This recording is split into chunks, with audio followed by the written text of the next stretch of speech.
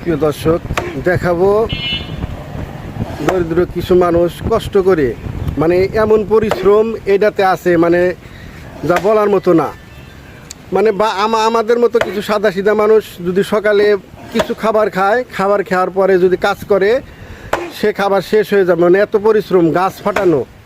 আমি তো আপনাদের ভিডিওটা দেখাচ্ছি, সরাসরি দেখেন দুজন মিলে কত কষ্ট করে, কত মোটা একটা ডুম, মানে আমাদের দ্বারা সম্ভব না, তাদের একটা অভ্যেস হয়ে গেছে, এত পরিশ্রম করে।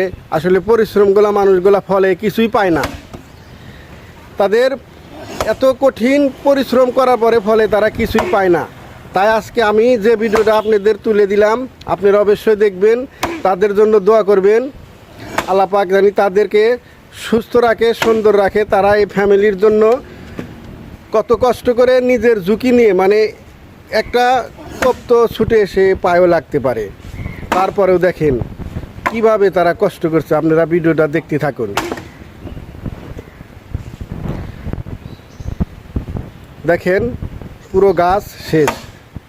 মুরব্বী একবার কোপ দেয়, ভাইয়া একবার কোপ দেয়, আবার একবার সে থামে, আবার সে দেয়। আমার ভিডিওটা যদি আপনাদের ভালো লাগে অবশ্যই বেশি বেশি শেয়ার করবেন আর তাদের জন্য দোয়া করবেন। ধন্যবাদ।